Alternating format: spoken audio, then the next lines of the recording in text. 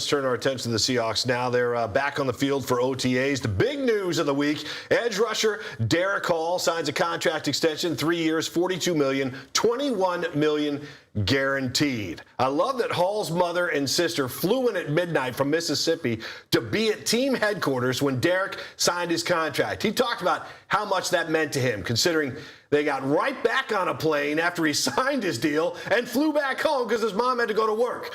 Hall talked about how much he loves playing in Seattle. He loves the organization and the respect the team showed him getting this deal done like they did. Now, Hall talked about the camaraderie among teammates, and they know him well. They also know he likes to do a lot of talking. They know when I come in the building, I'm gonna be loud. You know, I'm gonna talk my junk. They gonna talk back. We're gonna have a good time. We're gonna shout a box 100 times a day. I may win one, I may win 50, but the conversation and talking crap still gonna be the same. So I think it's pretty cool, man. Just the camaraderie and love that we have for one another is special. And then, like I said, man, just signing that extension and walking in the meeting and walking in the locker room, it was so special. You know, everybody's so happy for me, and you know, obviously vice versa for me to be able to stay here and continue to play with these guys is very special to me. You know, when I listened to that entire interview, and he went on to say that he's going to buy his entire family houses in a compound back home. So, you know, hey, one of my brother or sisters watching, I'd love it for one of you guys to buy me a house as well, too. Yeah, but you want to live right next door to him? Yeah, that's a good. I mean, it's a compound, but you want to be in the back, don't you? I do. I don't want mom and dad coming in every morning. That's right. Hall is known for his passion for heavy-duty pickup trucks as well. He's quite a character. He's got a passion for automotive custom builds. He's very talented when it comes to mechanics. He was asked if he has any purchases in mind with his new contract. He said no. He has plenty of trucks right now, but he does admit he has his eye on a boat, Chris. A boat and a compound for his family. Not bad.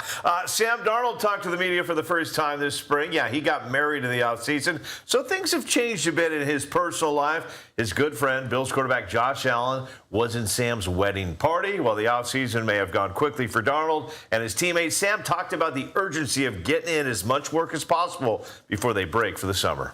We got to just continue to get these reps because they're so valuable. You know, only having a few practices left in OTAs, and then you know the few practices. Really, when you look at it on a calendar, how few practices you get in training camp and how many reps you get. Like you really got to value these reps, and so I think our guys really understand that, which is why it's so important to go full speed when we can.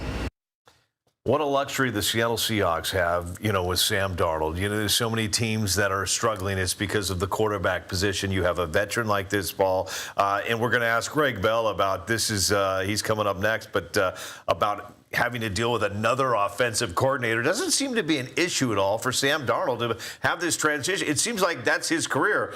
New season, new offensive coordinator. Yeah, he's real comfortable with that, and the fact that Brian Fleury spent some time with Sam when he was with the 49ers, he knows a little bit there, but he admits, you know, they only kind of passed in the hallway down there because Brian was coaching the tight ends with the 49ers, but still very familiar with the system. And listen, it's like Cal Raleigh hitting 60 home runs last year. Can he repeat? Highly unlikely, especially we've seen the injuries he's had this year. Can Sam Darnold repeat the kind of finish he had last year with the Seahawks team, the tremendous run they had? Listen, everybody, they got a target on their backs. Everybody's gunning for the Seahawks. I don't care. You can say whatever you want about the Rams and the money they spent, the deals they've made. I've already made my point. I love the way they've pushed in all their chips and said, let's just go after it. Yeah. Well, the Seahawks did that last year, and they went after it, and they won it. So I'm not concerned at all about this team. Not concerned about Sam duplicating what he did last year, because like Mike McDonald says, it's not about defending the championship. It's about running it forward and trying to take it to another level. So the only concern for me, I'm watching yesterday's practice, is Jalen Milroe looks really good. And I'm like, he's probably not going to play at all. Yeah. I mean, and that's not concerning. It's positive for the future, but will they try to sneak him into some offensive packages like they tried last year? Sometimes they didn't work, but tell you what, the future's bright, man. Yeah. But we're good right now with Sam Darnold. Yeah, and keep in mind that Milroe could use the seasoning that Jordan Love got with the Packers. I mean, Love sat behind Aaron Rodgers for several years before he even got a shot. Yeah. So Milroe just has to be patient. We know the athletic ability there. We know the smarts is there with him as well. He's a cerebral quarterback, so he'll play him well in the future.